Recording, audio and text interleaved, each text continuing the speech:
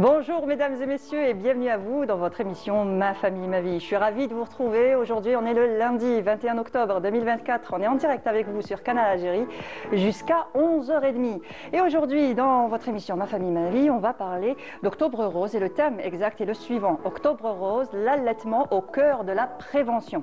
Alors Octobre Rose est l'occasion de rappeler que la santé des femmes est un enjeu majeur. Et parmi les nombreux facteurs qui influencent cette santé, l'allaitement tient une place importante. Alors en effet, allaiter, c'est offrir à son bébé le meilleur départ dans la vie, mais allaiter, c'est aussi prendre soin de soi. Et on en parle aujourd'hui avec nos spécialistes. J'ai le plaisir de recevoir Dr Zoubida Twimer. Bonjour, merci d'avoir accepté notre invitation. Merci à vous de m'avoir invité. Alors vous êtes médecin anesthésiste de formation et consultante en lactation IBCLC. Oui, c'est-à-dire que je suis consultante ayant reçu une certification du Board international en allaitement maternel. Très bien. Merci en tout cas d'avoir accepté notre invitation. Merci à vous. Et avec nous, Dr Fedwa Moustrani, bonjour. Bonjour. Bonjour. Alors vous êtes pédiatre formé en lactation. Oui, c'est ça. Merci aussi d'avoir accepté notre invitation. Merci à vous de m'avoir invité. Un plaisir d'être parmi vous. Plaisir partagé. Merci. Alors, en première partie de l'émission, nous allons parler de l'allaitement et l'importance de l'allaitement dans la prévention du cancer du sein. Et la deuxième partie est consacrée aux rubriques. Alors, conseil pratique, nous allons recevoir une coach qui va nous parler de l'EMS, l'électrostimulation musculaire. Qu'est-ce que c'est? C'est une nouvelle pratique sportive. Vous allez tout savoir dans conseil pratique. Et bien sûr, la rubrique WeShare avec une nouvelle personne, un nouveau membre dans la famille de l'émission Ma famille, ma vie. Bon, je ne vous dis pas qui c'est pour le moment, vous allez le savoir en fin d'émission. En tout cas, vous la connaissez, elle passe déjà sur Canal Algérie, elle est dans d'autres émissions. Vous saurez ça tout à l'heure. Et tout de suite, nous passons à l'allaitement. Alors, bien que ce soit le bébé qui se nourrit du lait maternel, l'allaitement a aussi un effet bénéfique pour la santé de la maman. Et on ne le dit pas assez, docteur. Effectivement, et peut-être qu'on va même changer de façon d'aborder les choses. Ce n'est pas un effet bénéfique qu'à l'allaitement. L'allaitement est tout simplement normal. Ce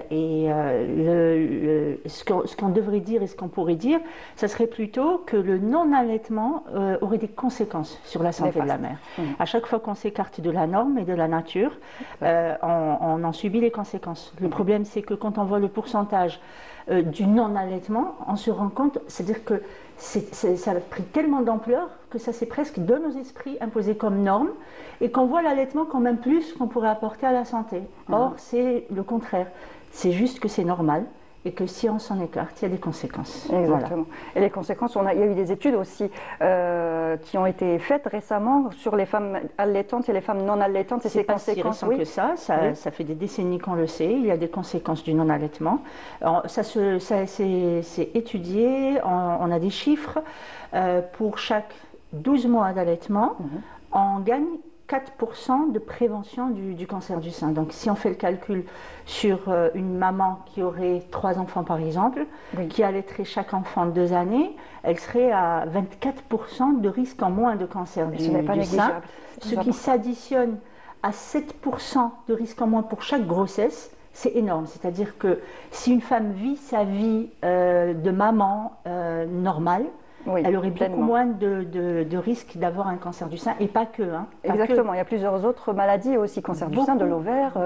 Cancer de l'utérus et les maladies, ce qu'on appelle les maladies de civilisation. Nous sommes submergés de substances chimiques, nous baignons dans des bains d'ondes électromagnétiques, entourés de lumière artificielle. Dans tout ça, l'allaitement calme un peu le jeu et prévient de certains cancers pour la maman et pour l'enfant aussi, mais nous sommes là pour parler de la maman. Donc il y a une prévention de certains cancers et des maladies de civilisation, hypertension, infarctus, maladies cardiovasculaires, maladies inflammatoires. C'est-à-dire que tout ça, l'allaitement est là pour calmer un peu les conséquences de ce monde moderne qui n'est pas toujours bénéfique pour nous. Exactement. Et puis aussi la dépression postpartum. Absolument. Ça aide aussi à éviter la dépression. La dépression, dans un certain pourcentage, serait une conséquence du non-allaitement et de l'éloignement de l'enfant de la mère. Plus l'enfant se rapproche, pas que l'allaitement, plus l'enfant se rapproche, plus il touchera la peau de la mère, plus il sera allaité et moins il y aura de problèmes psychologiques et psychiatriques. Des problèmes psychologiques, psychiatriques pour l'enfant et pour la maman. Il y a aussi des hormones qui sont justement l'hormone du bonheur, c'est ça? Il y a plusieurs hormones. Qui fait qu'on se sent mieux. Oui, tout à fait. Il y a ce que le docteur Michel Audin appelle les hormones amourantes, c'est-à-dire qui créent le lien, c'est réel, c'est physique, c'est physiologique, c'est hormonal. Les hormones qui créent le lien entre l'enfant et sa mère, entre autres l'ocytocine, la fameuse ocytocine qui est l'hormone du bonheur, et certaines endorphines qui sont des drogues, qui sont des analogues de la morphine, qui sont des drogues qui rendent la mère addicte à son enfant et l'enfant addict à sa mère, puisqu'elle passe dans le lait maternel. Et donc tout ça crée ce lien qui stabilise et la maman, et l'enfant, et la société forcément tout entière. Exactement. Et ça renforce aussi l'estime de soi.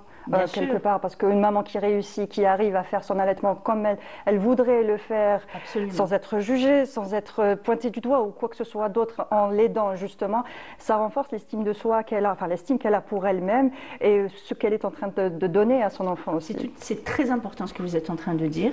Cette estime de soi est malheureusement, c'est-à-dire que l'angoisse et la peur du corps médical, je les comprends, je suis médecin réanimateur, donc on a toujours vécu dans ce stress de perdre une maman, de perdre un enfant, mais cette peur justement, il faudrait la tempérer, parce que justement avec nos peurs, on porte atteinte à la force qu'a la mère de prendre en charge son enfant, on la défait de sa possibilité, de sa responsabilité, on l'infantilise et elle s'infantilise, elle est tout le temps elle-même en attente et quand il n'y a pas le répondant, ça se passe mal.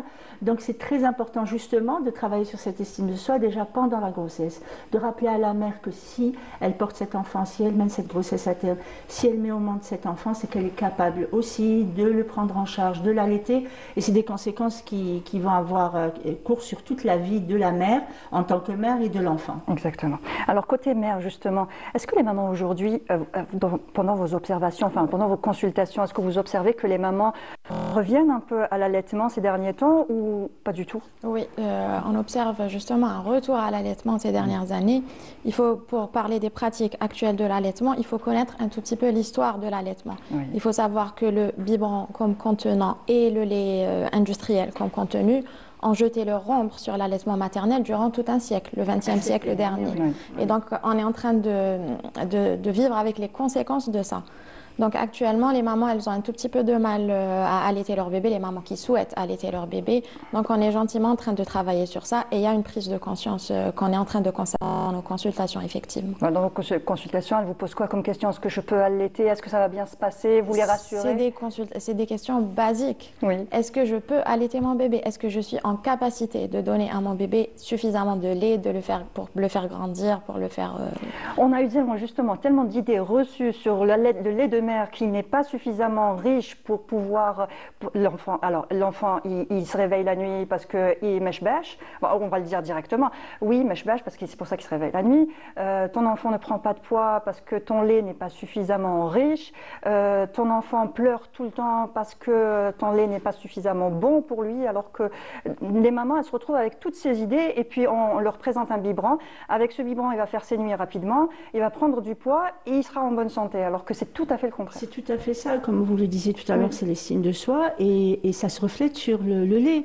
Beaucoup de mères pensent qu'il y a une sorte d'injustice dans la nature, qu'il y a des femmes qui ont un lait de bonne qualité et d'autres qui ont un lait de mauvaise qualité. On rappelle que ce mythe, c'est le corps médical qui a été à l'origine parce qu'il y a une erreur réelle. Il y a une étude qui a été faite, je crois, dans les années 60 sur la qualité du lait.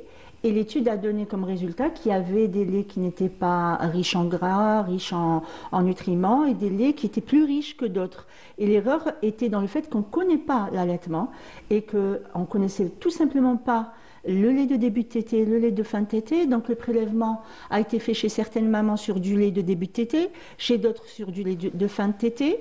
Et on a sorti comme résultat qu'il y a des laits plus riches que d'autres, alors que toutes les femmes ont du lait de début de tétée, du lait de fin de tétée, et que globalement, en matière de nutriments, c'est la même chose, et que quand il y a des problèmes, c'est pas en rapport avec le lait lui-même, parce qu'on ne peut pas concevoir cette injustice. Si elle existait, l'humanité n'en serait pas là, et tous les mammifères n'existeraient pas sur Terre, de toute façon.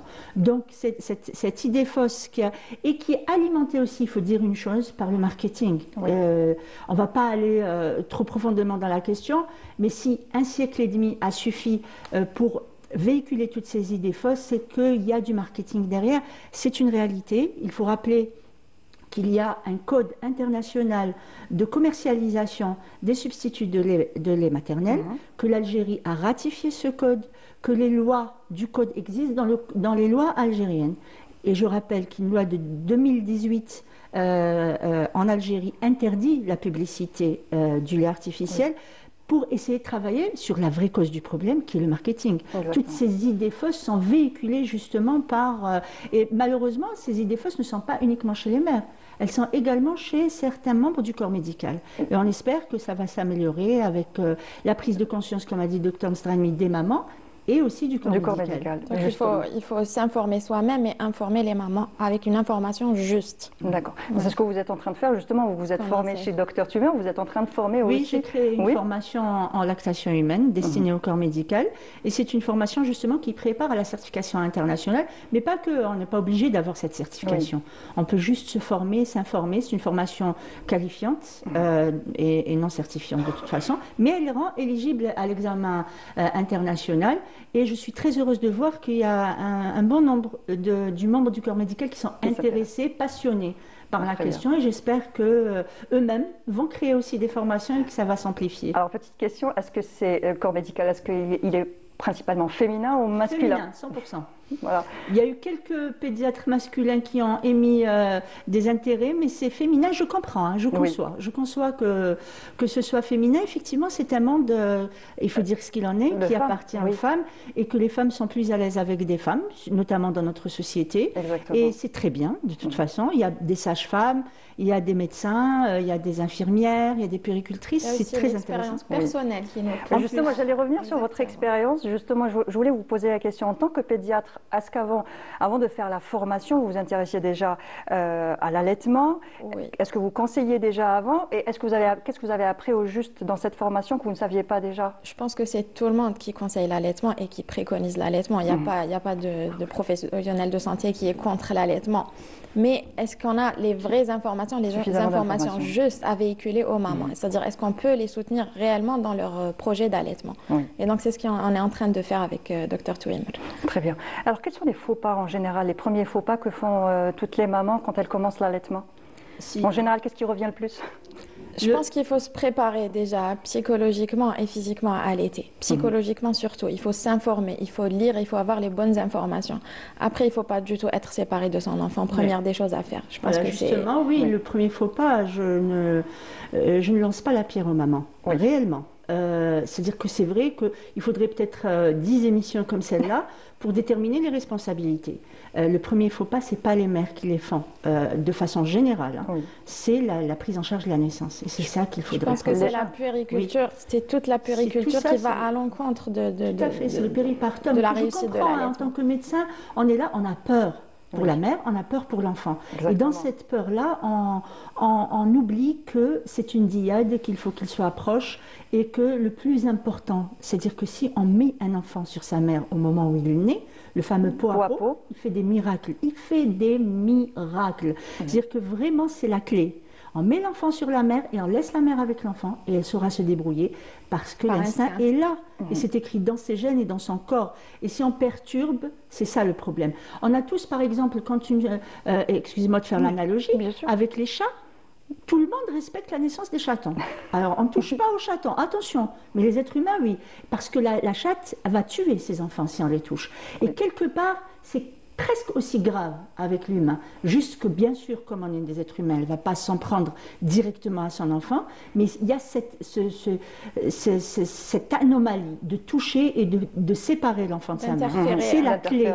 C'est la clé. On ne devrait pas à ce point interférer avec la naissance. C'est notre peur, il faudrait revoir tout ça. C'est-à-dire que vraiment, pas qu'en Algérie, c'est dans le monde entier. Dans le monde entier, on prend conscience que c'est un moment très important qu'il faudra respecter. Et si on le respecte, on aura beaucoup, beaucoup moins de problèmes. Il y aura beaucoup, beaucoup plus d'enfants allaités. Et on sauvera des vies comme ça. Parce qu'il y a une déclaration de l'OMS qui dit que dans le monde, si les enfants étaient allaités correctement, on aurait 800 000 décès d'enfants en moins, de moins de 5 ans. Donc c'est sérieux et c'est important. Correctement, qu'est-ce qu'on veut dire par correctement, justement? Correctement, c'est 6 mois d'allaitement exclusif. Je dis les informations de l'Organisation mondiale de la santé. Oui. C'est 6 mois d'allaitement exclusif. Et quand on dit exclusif, c'est exclusif, c'est-à-dire ni eau, ni lait, ni rien d'autre. Et c'est destiné. Et je précise, ni tisane, ni rien, à part des médicaments prescrits par le médecin. Et je précise que cette déclaration, l'OMS précise que c'est pour tous les pays. Parce qu'on voit maintenant même des médecins, même dans le monde occidental, dire que oui, l'OMS dit ça pour les pays en voie de développement, mais nous avons des moyens et qu'en réalité, 4 mois devraient suffire. C'est 6 mois, l'OMS dit et précise que c'est pour les pays en voie de développement et les pays industrialisés, c'est la même information, c'est les mêmes enfants, c'est les mêmes humains. Et donc, c'est 6 mois d'allaitement exclusif et une fois diversifié à partir de 6 mois. Diversifié à partir de 6 mois, on va jusqu'à 2 ans et plus d'allaitement, sans devoir ajouter autre chose comme lait. Exactement. Donc, mais souvent, c'est à ce moment-là qu'on perd un petit peu l'équilibre parce que on se dit il faudra nourrir aussi l'enfant avec de la nourriture. On introduit les légumes et tout ça, on introduit les fruits, la viande, ce genre de choses. Et puis les mamans à ce moment-là, elles sont un petit peu inquiètes parce que la diversification, on se dit on va donner des morceaux, on va donner à la cuillère, est-ce qu'il va s'habituer? À quel moment je vais donner le lait du coup? À quel moment je vais donner à manger? Bon, la question de la diversification, c'est une autre question. Oui. Mais c'est-à-dire que docteur, ça déstabilise pas les mamans à ce moment-là? C'est pas la diversification en elle-même, c'est le début de la diversification, ce qu'est en train de dire docteur Touéma. C'est-à-dire qu'il faut aller jusqu'à 6 mois d'allaitement exclusif et introduire les aliments à partir de 6 mois. Et doucement, les aliments sans stress. Voilà. Parce que les mamans subissent des pressions par rapport à l'alimentation, il y a des peurs. Il y a des erreurs dans la diversification. On rappelle les recommandations de l'Organisation mondiale de la santé. C'est 6 mois avec une introduction plus ou moins progressive. En rappelant que les aliments d'origine animale doivent faire partie dès le départ, contrairement à ce qu'on pensait avant, pour justement éviter... Par rapport aux allergies et ce genre de choses. Les aliments, par rapport aussi à l'anémie, le gros problème, la grosse discussion qu'il y a, bon, c'est tout un autre sujet, mais il faut rappeler que l'OMS recommande une introduction des aliments d'origine animale dès le début de la diversification et qui doivent faire partie au quotidien de la diversification de l'enfant. On n'est pas obligé d'être très riche pour le faire, il y a les œufs, il y a des petits morceaux de poulet, il y a des... Bon, et puis les quantités au début, elles sont vraiment minimes. C'est-à-dire quand on commence la diversification, il faut commencer avec des aliments de qualité. Voilà, c'est des aliments denses en nutriments. Voilà, très bien. Alors aujourd'hui, on parle d'Octobre Rose, l'allaitement au cœur de la prévention. On parle d'allaitement. Donc, si vous avez des questions, si vous voulez témoigner, si vous voulez nous appeler, n'hésitez pas, faites-le. Composez le numéro qui s'affiche en bas de votre écran, le 021 23 98 91, le 021 23 98 91. Les spécialistes sont là justement pour répondre à vos questions et puis recueillir tous vos témoignages. Donc, on parle de l'allaitement. Vous disiez tout à l'heure qu'il y a eu des analyses qui ont été faites sur du lait maternel en début, en fin. Il faudrait aussi expliquer que le lait, comme vous le disiez, le lait change selon les besoins de l'enfant. Il change en permanence. Voilà. Il change en permanence. Il ne faut pas avoir peur. Il est là, il s'adapte. Il s'adapte aux besoins de l'enfant, il s'adapte à l'état de santé de l'enfant, à l'état de santé de la mère.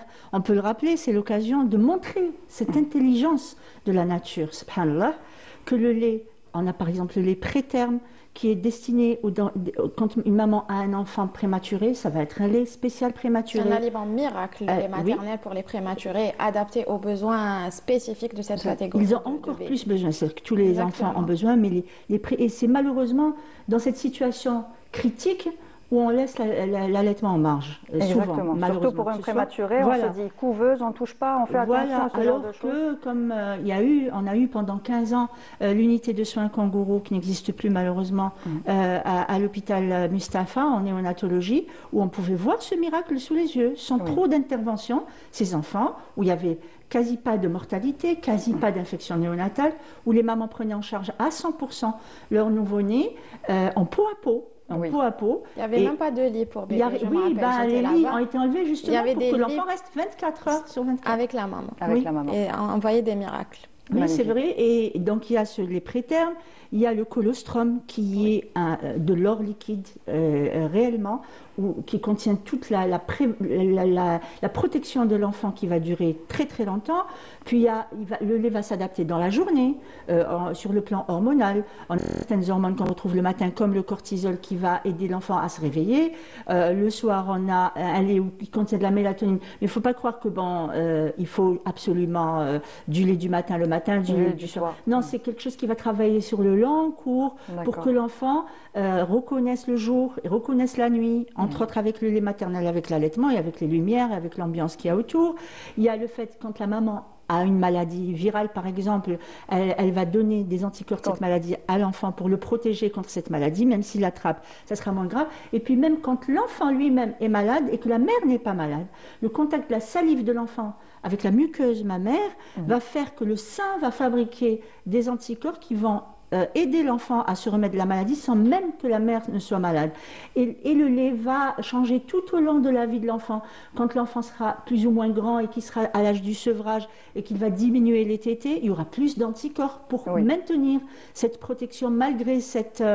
C'est-à-dire que le lait est tout le temps en train de s'adapter, ce dont il faut être certain. Parce qu'il y a des mères, la dernière fois sur TikTok, parce que je fais des vidéos sur TikTok, il y a une maman... Sensibiliser aussi sur les réseaux sociaux. Sur les réseaux sociaux, c'est très important. Il y a une mère qui a dit: qu'est-ce que je dois faire pour enrichir mon lait?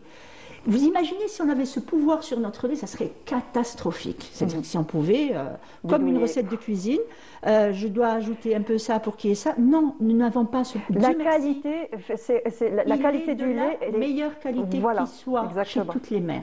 Qu'est-ce qui peut changer dans le lait? À part la qualité, elle change, d'accord, par rapport. Mais si l'alimentation, qu'est-ce que l'alimentation peut changer dans le lait? Elle peut changer le goût et le parfum, par exemple. Et c'est merveilleux, ça. C'est merveilleux parce que autant quand le lait est à un allaitement artificiel, c'est tout le temps le même goût et c'est monotone, autant chez un enfant allaité, il va être mis en contact avec la culture culinaire de sa famille et de son groupe dès le départ. C'est pour ça qu'il ne faut pas non plus, même en matière de diversification, on devrait rester sur l'aliment de la famille, plutôt que de chercher des choses faites par des experts alors que le bébé est préparé à ce qu'il va manger plus tard à travers le lait maternel. Il y aura les odeurs, les parfums, les saveurs, pas de façon importante, mais elles seront déjà dans le lait de leur mère. Donc, et il y a quelques nutriments, mais globalement, les nutriments de base, les nutriments importants, sont tout le temps là et répondront aux besoins de l'enfant pour peu qu'on ne perturbe pas cette relation, pour peu qu'il n'y ait pas, par exemple, des tétines artificielles qui viennent perturber cet équilibre-là. Justement, les mamans en général, quand on fait le trousseau, on prépare le biberon, les tétines, tout ce genre de choses. C'est justement cette culture qu'on est en train d'essayer de changer. Nous avons perdu la culture d'allaitement, malheureusement. Tous les êtres humains, pas que nous, nous l'avons perdu. 150 ans de lait artificiel en suffit pour que nous perdions parce que c'est vrai que c'est naturel et instinctif, mais c'est aussi, comme disent certains spécialistes d'allaitement, un art d'imitation. C'est-à-dire que la petite fille, quand elle est petite, quand elle est dans son milieu, elle va enregistrer des informations qu'elle va imiter plus tard. La majorité de l'information qu'elle va enregistrer, c'est un enfant au biberon. Et même justement, ça peut intervenir dans la position du... Pourquoi on est tout le temps en train de parler de position de mise au sein? Parce qu'on ne sait plus le faire. On savait le faire instinctivement avant. Parce que c'est tout ce qu'on voyait.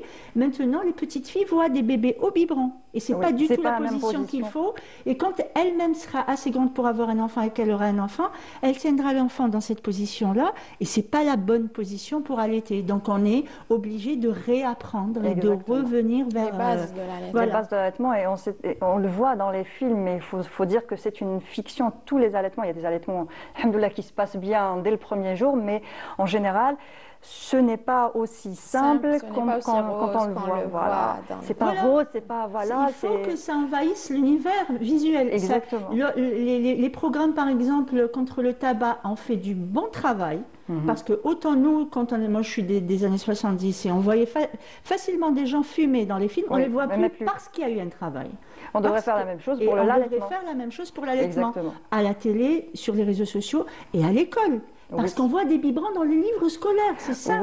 Oui, et donc il faudrait faire ce travail-là, même à ce niveau-là. Exactement. Donc, pour revenir sur les mamans, pour la position, pour ce genre de choses, c'est pas aussi simple. Comment vous les rassurez? Qu'est-ce qu'elles viennent dire justement? De toute façon, nous, on est en première ligne. On voit les mamans à 3 jours, 4 jours de leur accouchement. Donc, on essaie un tout petit peu à la consultation de voir comment elles allaitent, de corriger ce qui est à corriger, de leur donner des conseils. Mais ce qu'il faut faire, c'est avant l'accouchement et pendant l'accouchement et juste après l'accouchement. Donc, le gros travail se fait dans les cliniques d'accouchement et dans les hôpitaux. Exactement, parce que maintenant, ce qui existe, c'est les cours de préparation à l'accouchement, qui sont très importants parce que ça aide beaucoup.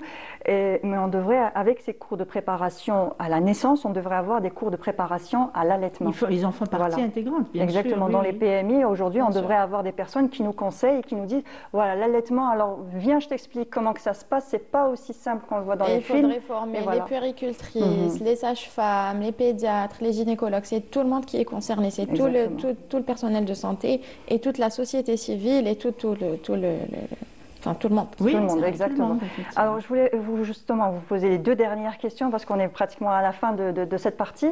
Est-ce qu'une maman peut ne pas avoir de montée de lait? C'est une question qui... très rare, oui, voilà. On ne dit pas que ça n'existe pas. Oui. Justement, c'est une bonne question pour rappeler que c'est dans le cadre de maladies graves. D'accord. Je vais en citer une. Dans le cas d'un état de choc grave, hémorragique pendant la naissance, on peut se retrouver face à une situation qui s'appelle le syndrome de Sheehan, où il y a une nécrose de l'hypophyse. C'est rarissime. Oui. Et en plus, je vais vous dire, moi, dans ma formation médicale, cette situation, je pensais, quand j'ai été formée, je pensais que pas de lait. C'est une femme qui va être privée d'allaitement. Or, après m'être formée en allaitement, même dans cette situation, elle n'a pas de montée de lait, mais elle aura du lait. Elle peut, même sans hormones, malheureusement, elle va être supplémentée en toutes les hormones, puisque l'hypophyse, qui est le chef d'orchestre des hormones, est nécrosée. Elle pourra allaiter, elle pourra avoir du lait, peut-être avec des difficultés, mais elle peut en avoir. Mais pas de montée de lait, c'est des situations pathologiques très très rares, vraiment très très rares. Donc, nous rassurons tout le monde. Quasi toutes les femmes peuvent allaiter, quasi toutes les femmes. Il peut y avoir des situations un peu difficiles et j'espère qu'il y aura de plus en plus de spécialistes, de gens qui se forment pour pouvoir faire face à ces situations difficiles. Mais la plupart des difficultés en allaitement sont évitables en réalité. Voilà. Alors, est-ce qu'on peut, avec l'alimentation, on peut augmenter ou favoriser la montée de lait? Parce qu'on dit en général, oui, il faut manger des sardines, il faut manger ce genre de choses. Ce qui favoriserait le lait, c'est plutôt d'allaiter. Voilà. Tout simplement. C'est d'allaiter. C'est le à la demande, c'est d'allaiter à la demande, de ne pas regarder l'heure toutes les 2 heures ou toutes les 3 heures pour allaiter son enfant à la demande, être collé à son enfant, ne pas le poser dans son berceau ou là dans sa chambre et de dormir dans une chambre séparée, de dormir avec son enfant, d'être alerte. Plus on est proche du bébé et plus on aura du lait. Plus on l'allaite, plus on aura de lait. Très bien, donc introduire un biberon, c'est saccager son processus? Pas saccager dans tous les cas, mais c'est dangereux. Oui. C'est dangereux dans le sens où il y a des enfants qui sont allaités en mix. Il faut pas bon, on ne va pas parler des conséquences aussi de l'allaitement qui n'est pas exclusif, mais quelle que soit la dose de lait maternel que recevra l'enfant, elle sera bonne à prendre. Ça, déjà, si une mère est obligée pour une raison ou pour une d'allaiter en mix, nous la rassurons, elle donnera le mieux. Quelle que soit la dose, la quantité de lait maternel que l'enfant recevra, ça sera bon. Mais dès qu'on introduit un biberon, on risque de se retrouver dans une situation où on ne peut plus allaiter. Oui. Ce n'est pas tout le temps, mais c'est possible. Donc l'idéal serait d'allaiter. Qu'est-ce qui augmente? Parce qu'on introduit le biberon et après on pose la question, qu'est-ce qui peut augmenter la lactation? Ce qui augmente la lactation, c'est que le bébé soit mis à la demande au sein. C'est que le sein se vide. Il se remplit quand il se vide. Et s'il ne se vide pas, il y a l'information qu'il ne faut pas le remplir. Donc, offre et demande. Il y a certains aliments qui peuvent favoriser un peu la lactation, comme peut-être les lentilles, mais en réalité, c'est le fait que le bébé soit allaité à la demande, tout simplement. Et la demande, ce n'est pas les pleurs. Oui. Il faut le rappeler. La demande, c'est dès le départ, peut-être même avant que le bébé ne se réveille, ou s'il se réveille à peine. Il ne faut pas attendre les pleurs. Les pleurs, c'est un état d'alarme, de stress. Immense et qui rend difficile la tétée. Il y a des bébés qui sont tellement énervés qu'ils ne veulent même pas prendre le sein. Donc, c'est important de dire aux mamans que la demande, ce n'est pas les pleurs. Et que si on attend les pleurs, on peut sauter des tétées. Il y a des enfants qui sont surtout au début, juste à la naissance, les enfants sont un peu endormis, surtout si c'est une naissance qui a été médicalisée, si c'est après une césarienne. C'est des bébés qu'on dit dormeurs et qui peuvent juste réagir juste un peu au moment de la tétée et ne pas avoir assez de force pour bien se réveiller, se rendormir. Ils peuvent sauter une tétée et ça peut avoir un impact sur l'allaitement. Donc la demande, c'est juste que le bébé réagisse un peu. Peut-être s'il ouvre les yeux, se réveille, ou peut-être même avant, le mettre au sein aussi souvent que possible. Et comment savoir qu'un bébé tète correctement? Donc c'est un bébé qui prend du poids et c'est un bébé qui remplit bien ses couches. Ça, c'est les signes objectifs. Après, on a un bébé qui est à l'aise après la tétée, qui dort, c'est-à-dire on sent qu'il a été bien allaité. On voit le bébé déglutir, on voit les mouvements de déglutition. Voilà, il est... Alors, en parlant d'allaitement, on parle des mamans, beaucoup des mamans et des bébés, mais je voudrais aussi qu'on parle des pères aujourd'hui. Donc la dernière question, c'est le rôle du père dans justement ce processus-là. Quel est le rôle du père? Il est très important. Le rôle du papa, c'est de soutenir la maman dans son projet d'allaitement. C'est la personne la plus proche de la maman. C'est la personne qui est avec la diade mère-enfant à ce moment-là. Donc il faut qu'il la soutienne dans son projet d'allaitement. Très bien. Et vous, docteur? Il soutient toute la famille et toute la société dans ce projet d'allaitement. Il protège la diade mère-enfant et il est là pour faire en sorte que ça se passe au mieux. Très bien, merci. Docteur, je rappelle, docteur Zoubida Tuimer, vous êtes médecin anesthésiste de formation et consultante en lactation IBCLC. Merci pour votre participation et tous vos partages. Merci à vous d'avoir donné cette part à la prévention en matière de cancer du sein. Et c'est l'occasion, justement, toutes les occasions sont bonnes pour parler de l'allaitement maternel. Exactement. Merci à Canal Algérie, merci à vous, Madame Hutis. Merci à vous et on peut vous retrouver sur les réseaux sociaux, docteur Tuimer, Zoubida Tuimer sur TikTok, Instagram, Facebook. On peut vous retrouver avec beaucoup de conseils concernant l'allaitement. Si on a un problème par rapport à l'allaitement, docteur Zoubida Tuimer, c'est la spécialiste sur la place d'Alger, en Algérie Kamel en tout cas. Merci encore une fois. Dieu merci.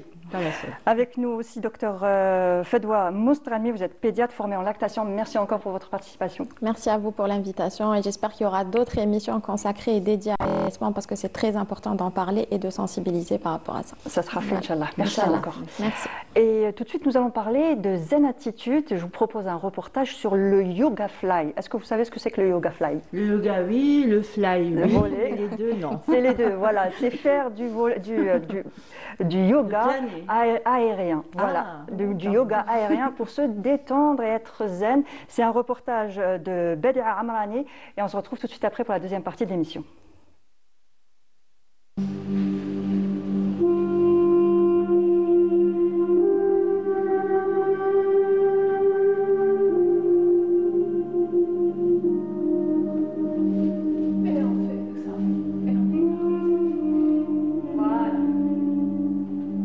Légèreté, relaxation, joindre le bien-être du corps à celui de l'esprit pour atteindre la paix intérieure en pratiquant une activité ludique et originale.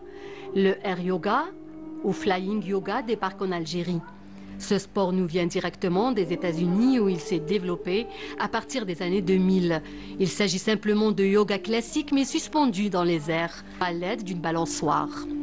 Le yoga aérien que j'ai introduit en Algérie et que j'ai découvert à Bali lors de ma première formation de professeur de yoga international. Et j'ai été orientée durant mes séances de yoga, professeur de yoga classique, vers cette discipline justement parce que j'avais quelques problèmes au niveau des cervicales et du dos. Et on m'a orientée vers cette discipline pour me faire du bien, pour vraiment ouvrir et décompresser le dos.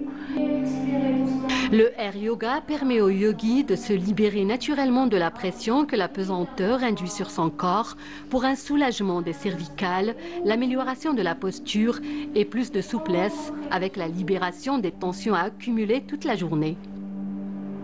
Depuis que j'ai ouvert, justement, je reçois beaucoup de messages, beaucoup d'appels qui me disent « Eh ben voilà, on attend ça depuis longtemps, on est très content que ça existe en Algérie parce qu'on devait justement essayer ça lors de notre voyage. » Une activité qui fait travailler le corps et renforce le mental. Une discipline très artistique également. Pour la pratiquer, il suffit simplement de se munir d'un tapis de yoga pour les postures au sol. Pour les postures en apesanteur, le coach se chargera de les adapter au niveau de chacun. Ça m'aide beaucoup de faire du yoga.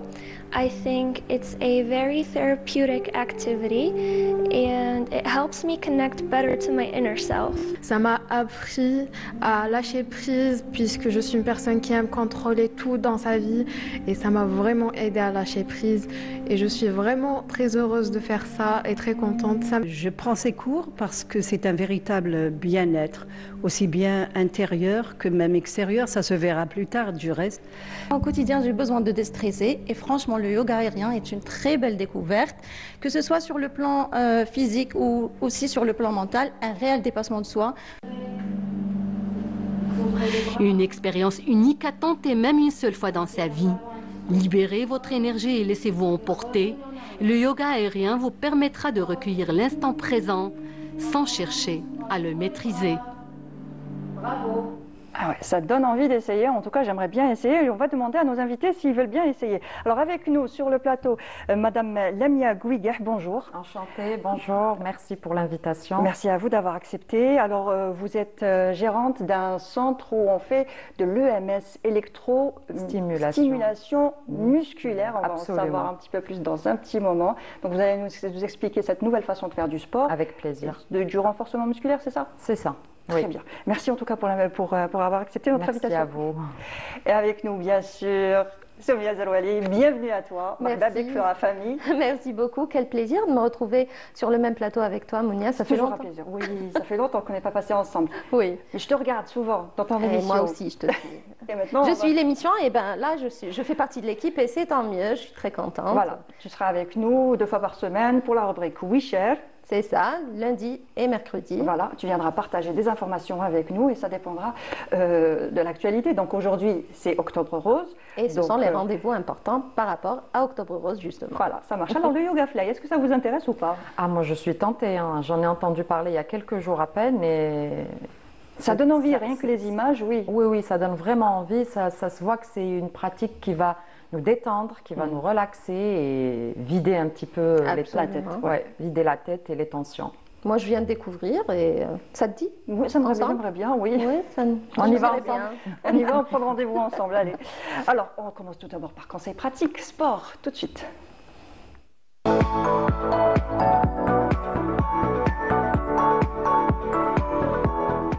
Alors, faire une activité sportive est très important. On le dit à chaque fois dans l'émission Ma famille, ma vie. On a fait des émissions sur l'activité sportive pour les enfants, pour les seniors, pour les plus jeunes et les moins jeunes. En tout cas, c'est très important de faire du sport et puis aussi du renforcement musculaire parce qu'à partir d'un certain âge, nos muscles ils vont nous dire nous aussi, ça y est, hein, ils vont commencer à partir aussi.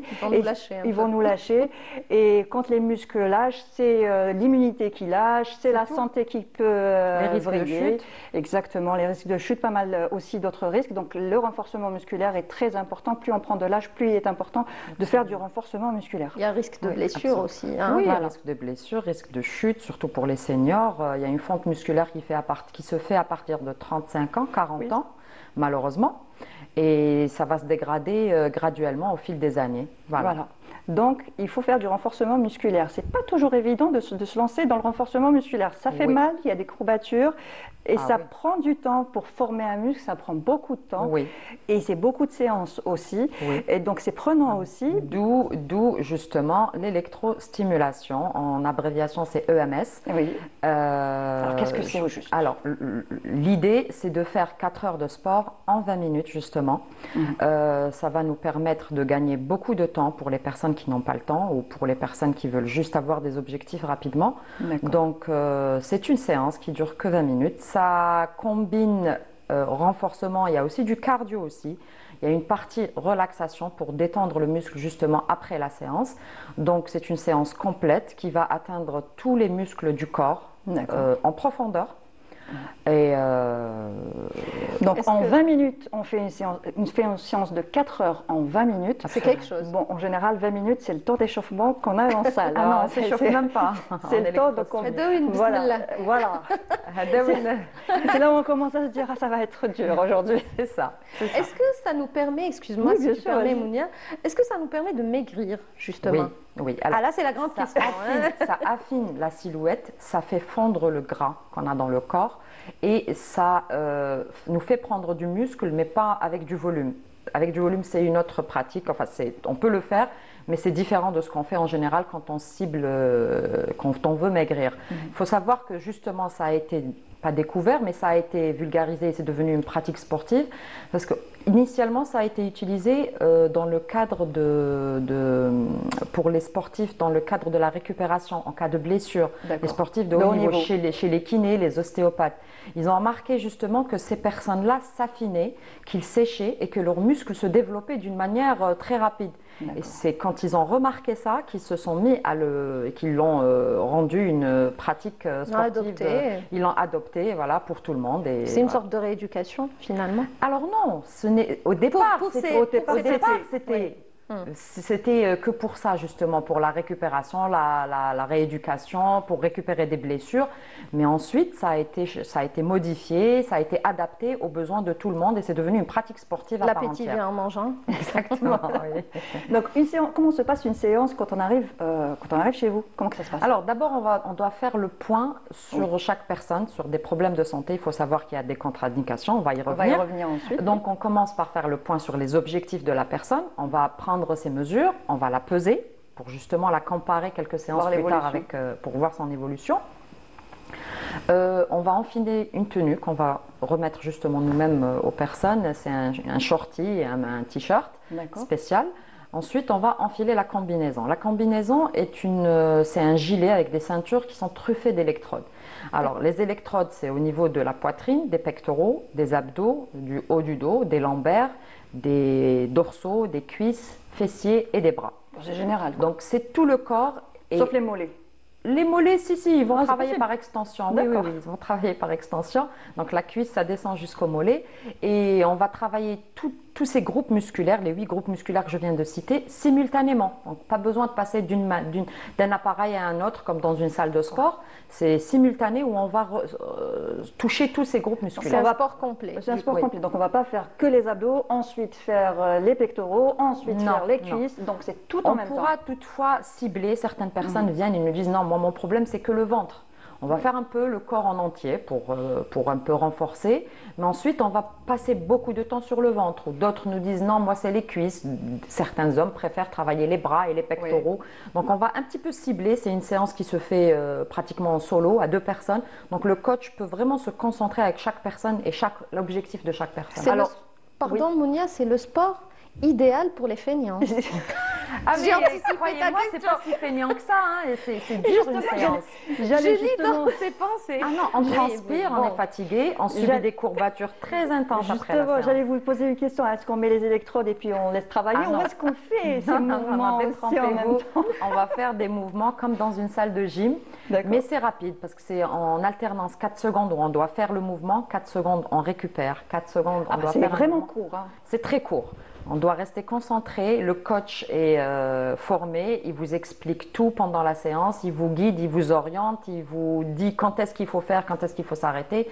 Donc vous êtes encadré pendant toute la séance. Par exemple, un gainage avec l'appareil et un gainage sans l'appareil, ça fait aussi mal. Non, ça n'a rien à voir. 4 secondes, c'est une torture, alors qu'un gainage sans l'appareil, on peut faire 1 minute, 2 minutes, il y en a qui vont jusqu'à... 2 minutes Le record mondial est de 11 heures. Hein. 2 minutes pour 11 heures. Personnellement, j'y arrive pas, mais bon, 11 heures. Oui. Le record mondial est de 11 heures, oui. Ah bah c'est bien. C'est une information qui n'a rien à voir, mais bon.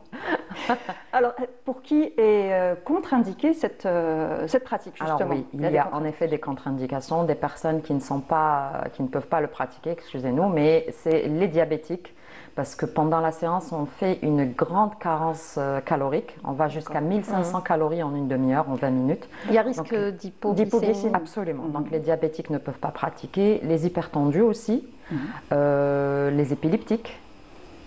Donc les femmes enceintes aussi. Oui. Donc globalement c'est ça, les cancéreux, les personnes qui ont des tumeurs malignes, c'est en général les stents, les personnes qui sont équipées de stents aussi, les pontages aussi, mais bon, effectuer il y a plus de 6 mois, pardon, excusez-moi.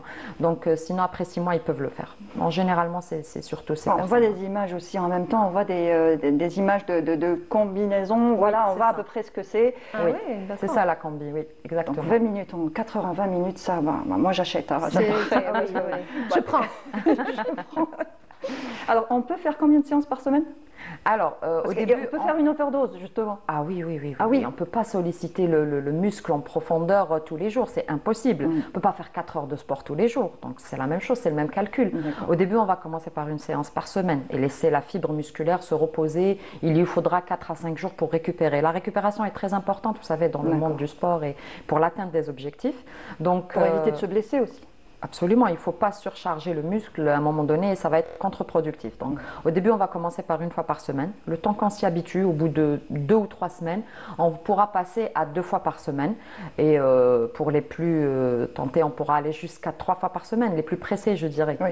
On pourra aller jusqu'à 3 fois par semaine. On peut faire ça à n'importe quel âge? Oui, à partir de 15-16 ans, on peut le faire. 15-16 ans? Oui. Après, pour l'âge, il n'y a pas de limite. D'ailleurs, c'est la santé. C'est une fois qu'on a un minimum de souplesse, où on peut un peu contracter ses muscles, on peut le faire. D'ailleurs, il y a un programme justement pour les seniors, justement pour la prévention des chutes, pour les protéger, pour leur faire gagner un peu de muscles, pour bien finir leur jour. Très bien. Et je voulais poser une question. Je l'ai oublié. Ça arrive. Ça arrive. Donc, on a dit que pour les seniors, bon, c'est avec un avis médical, c'est clair. Oui. Un avis médical est important. S'il n'y a pas de maladie chronique ou là, s'il n'y a pas un vrai problème, ils peuvent le faire même sans avis médical. Et les courbatures, même si c'est 20 minutes, les courbatures, on les aura quand même après. On a eu même des sportifs de haut niveau qui ont eu des courbatures, qui pratiquent du sport tous les jours. Oui, parce que au fait, ça va recruter la fibre musculaire à 100%. Des études ont prouvé qu'en pratiquant le sport normal en salle, on ne peut pas aller plus de 60%. Donc là, l'impulsion électrique qui vient pendant qu'on est en train de faire un mouvement va forcer le cerveau à contracter, à recruter jusqu'à 100% de notre fibre musculaire. Elle est intense. Donc ça apporte beaucoup aux personnes, que ce soit celles qui ne pratiquent jamais, ou même les sportifs de haut niveau. Ça va leur apporter un petit plus qui va leur permettre d'atteindre de meilleurs objectifs. Dans le monde du sport, on va voir que Usain Bolt utilise cette technique tout le temps. Pas Leonardo. Comment il s'appelle là? Pas Messi, l'autre. Cristiano Ronaldo. Voilà. Ronaldo, le PSG, le Paris Saint-Germain, et puis plein d'équipes nationales, des boxeurs, des Est-ce qu'on ressent justement Oui, on va les ressentir, mais ça se manifeste, c'est des fourmillements. Ah, d'accord. Ça s'intensifie. C'est pas désagréable. Non, pas du tout. En fait, la séance se base sur votre ressenti. On va régler les intensités selon chaque personne. Selon la sensibilité des uns et des autres. Selon la sensibilité, mais après on pourra évoluer et monter crescendo. J'aurais peut-être une question par rapport aux personnes cancéreuses. Oui. Ça se passe comment? C'est vraiment contre-indiqué oui. Même après... Oui, après rémission totale, non. Voilà, après rémission totale, c'est possible. Non, après rémission totale, non. D'ailleurs, on précise tumeur maligne, c'est-à-dire que les personnes qui ont des tumeurs malignes, ils ont des risques de récidive, mais les personnes qui sont en rémission, il n'y a pas de problème. Est-ce que ça ressemble un peu aux appareils qui se vendent un peu sur les plateformes et tout ça, où c'est des électrodes qu'on met avec un petit... Oui. C'est la même chose? Ça ressemble, sauf que c'est différent dans la pratique. Ces anciennes appareils, on les mettait, on s'installait sur notre sofa et on les laissait œuvrer. Là, c'est différent. Oui. D'abord, c'est une tenue complète qui touche tous les muscles du corps. Ça atteint jusqu'à 300 muscles en même temps, des muscles même profonds. Et on va pratiquer et renforcer et contracter nos muscles pendant qu'on subit les impulsions, justement. Et les impulsions, ce n'est pas comme les appareils, parce que les appareils, ça picote. Ça dépend de l'intensité. Ça chatouille, on va dire, c'est des petits chatouillis. C'est des chatouillis, voilà. D'accord. C'est ça, c'est exactement ça. Eh ben, très bien, nouvelle façon de faire le renforcement musculaire 20 minutes en 4 heures, c'est l'EMS, l'électro... Stimulation musculaire. Voilà. C'est génial. Non, mais sérieusement. Ça aide les personnes qui ont du mal à mettre le pas dans le sport, du mal à se lancer. Exactement. Ça pourrait aider pour se dire, allez, je fais quand même ça va m'aider à y aller. Et ensuite, exactement. Même si la séance est dure, mais c'est un concentré en courte durée, ça passe très vite. Mais le ressenti, on est baigné d'endorphines à la fin d'une séance, comme si on avait fait vraiment des heures de sport et on le ressent. D'ailleurs, ça améliore la qualité du sommeil. Moralement, vraiment, ça apporte beaucoup. beaucoup aussi. Faire du sport, ça fait du bien. Absolument. Oui, ça fait beaucoup de bien. Oui. Merci. Vous restez avec nous. On va passer à WeShare avec Soumiya, qui veut faire du sport aussi en 20 minutes. Oui, ça franchement c'est révolutionnaire. Oui, c'est un gain de temps terrible et les résultats apparemment sont très les résultats sont intéressants. palpables, Oui, voilà. Alors on fera du yoga fly et on finira en EMS. Allez, ça marche. On prend rendez-vous. Non, commencez avec le EMS, après allez vous détendre avec le yoga fly. Ah ben voilà. On prend rendez-vous du coup. Oui, vous êtes et les tout de bienvenus. suite, WeShare.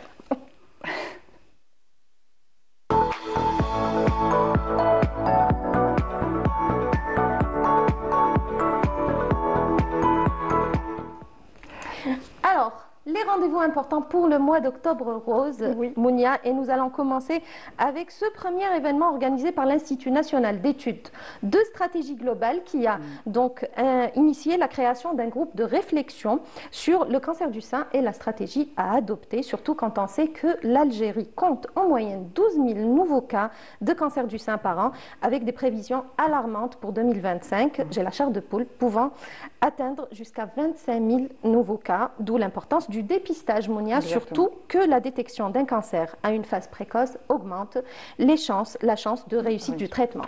Un autre rendez-vous important, cette fois à partir de Médéa, où le ministre de la Santé, Abdelhak Saïhi, a donné donc jeudi le coup d'envoi de la caravane de dépistage précoce du cancer du sein et du col de l'utérus à l'occasion justement d'Octobre Rose.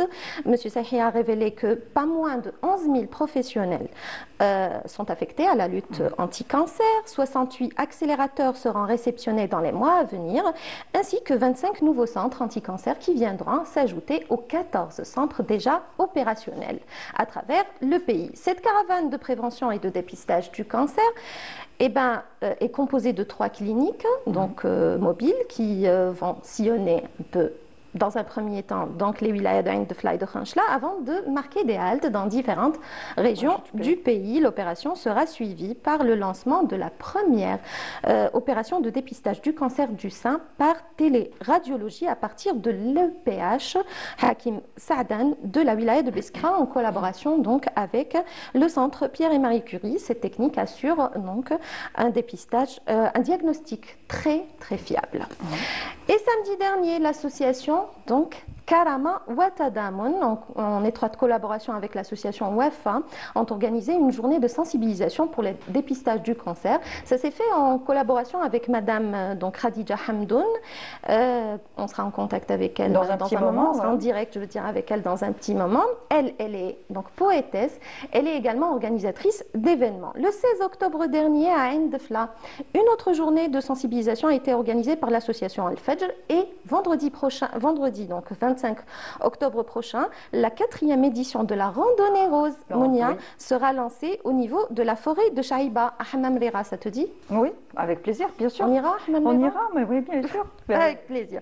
Et pour finir, donc, Air Algérie, ça serait donc le dernier rendez-vous d'aujourd'hui.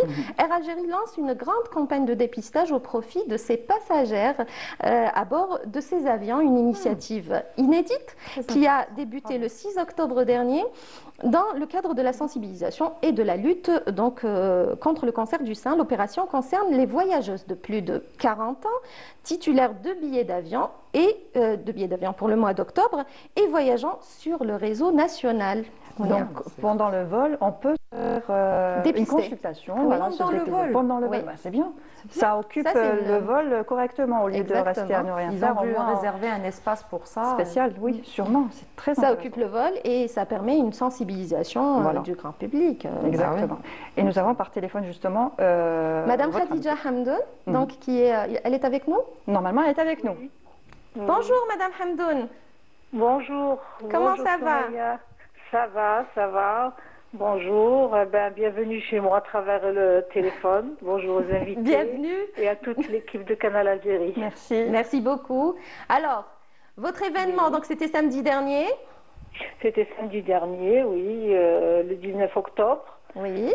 C'est donc l'objectif de cet événement était surtout la sensibilisation et l'importance du dépistage précoce. puis encourager toutes les femmes, parce que bon, les femmes, elles ont peur de passer une mammographie. Donc ce qu'on leur a dit, c'est que la peur ne peut pas effacer la maladie si elle est là, et il ne faut pas avoir peur, parce que c'est pas à chaque fois qu'on passe une mammographie qu'on va trouver quelque chose. Donc on peut passer une mammographie et ne rien avoir. Voilà. Tout à fait. Alors comment que ça s'est passé? Il y a eu une grande mobilisation? Oui, une grande mobilisation, ça s'est très bien passé. Je remercie tous les médecins qui ont répondu présents. Donc il y avait des spécialistes dans le domaine, il y avait psychologues, il y avait même le paramédical, le professeur en paramédical. Tout le monde, j'étais vraiment très touchée et émue de voir tout ce monde qui était, impliqué dans ce fléau. Dans cette lutte contre le cancer? Pardon? Dans cette lutte justement contre le cancer, et vous êtes poétesse, Madame Khadija Hamdoun. Vous voulez dédier un poème aux femmes atteintes de cancer aujourd'hui. Vous voulez le partager avec nous dans Ma famille, ma vie et dans la rubrique Oui Cher. Oui. Donc je vais peut-être vous lire juste un passage. Oui, s'il vous plaît. D'accord. Alors, incurable, jouissant de ta puissance, de ta force prévalue, m'affaiblissant, absorbant toute mon énergie têtue. Non, et non, et non, je ne baisserai jamais les bras, tu seras déçu. De ton arrogance et ta fierté, je t'écorcherai. C'est toi qui l'as voulu. Maladie, résigne-toi, baisse la tête, honteuse, je t'ai battue. Voilà. Bravo. Bravo, bravo. Merci. Bravo, merci. Oui. Merci beaucoup, Madame Khadija Hamdoun. Merci de m'avoir fait participer à votre émission. Merci de partager ces moments de grande émotion avec nous. Oui, voilà, merci beaucoup, merci. Merci à vous. Comme ça, on va toucher vraiment les endroits reculés de l'Algérie. Oui, le maximum de monde aussi. C'est ce qu'on souhaite. Très bien. Oui. Merci beaucoup, Madame. Bonne continuation alors. Merci. Merci à vous. Merci, au revoir. Voilà. On sent de l'émotion parce qu'il y a eu l'événement ce samedi dernier, donc il y a eu beaucoup de participantes et les associations, et on sait très bien ceux qui s'occupent de ce genre d'événements sont aussi atteints, ils sont très proches des personnes qui sont malades, donc l'émotion est souvent très lourde et palpable, et il faut être fort et forte pour... Il faut avoir l'air insolite, justement. Exactement. Oui, mais c'est important ce genre d'événement pour justement sensibiliser le plus de monde par rapport au dépistage qui est très important dans la lutte anti-cancer. Ça peut sauver des vies, en effet. Voilà, exactement. Plus la maladie est détectée plus tôt, plus on a de chances de rémission, plus on a de chances de guérison. Il est important de le faire, d'en parler même aux enfants, de sensibiliser les enfants, parce qu'un enfant à l'école, si on lui dit « dis à ta maman de faire ça », la maman écoute son enfant. Si son enfant lui dit « maman, tu dois aller voir le médecin pour ceci ou pour cela, c'est Octobre Rose, tu as vu ton médecin, il y a des caravanes, c'est gratuit dans certaines cliniques, il y a des réductions aussi. Voilà, donc il est important de prendre soin de soi si on veut prendre soin de sa famille, ses enfants, ses proches, ses parents aussi. Il n'y a pas que les enfants, il y a aussi les conjoints, il y a les frères, les sœurs, toute la famille entière en tout cas, et les amis aussi, donc voilà. Merci Soumeya. Merci à toi Mounia. C'était un plaisir, la première, c'était sympathique. Partagé. C'était sympathique comme à chaque fois. Je voulais revenir avec la dernière, une petite information sur les bienfaits. Sur l'EMS. Ah oui, les bienfaits. Un dernier, voilà, exactement. On va retrouver une silhouette affinée, gainée aussi. Ça améliore la posture, comme ça agit beaucoup sur le dos, donc les problèmes qui ont des problèmes de dos, ça va beaucoup les aider, donc ça améliore la posture, on se sent plus envigoré, plus fort, on va gagner en endurance, en explosivité. Plus en confiance aussi. Oui, aussi, bien sûr, ça vient avec. Les femmes qui viennent d'accoucher, justement, ça peut faire aussi une rééducation du plancher pelvien, on va avoir moins de cellulite. Les bienfaits, écoutez, il y en a tellement, je pourrais... Qu'il faut prendre rendez-vous tout de suite. Voilà. Merci. Alors, Madame Lemia Gouiga, merci pour votre participation. C'était un plaisir, en tout cas, de vous recevoir. Merci. Merci, Soumeya. Merci à toi. On se retrouve mercredi. Avec plaisir. Avec une nouvelle chronique, toujours WeShare, avec le partage. Et tu partageras avec nous aussi d'autres informations. Avec plaisir. Voilà. Merci. Merci à vous de nous avoir suivis jusque-là. Je vous souhaite une bonne journée avec le reste des programmes de la chaîne. Sinon, nous, on se retrouve mercredi, 10h30, toujours même chaîne, même heure. Et puis, à bientôt. Au revoir.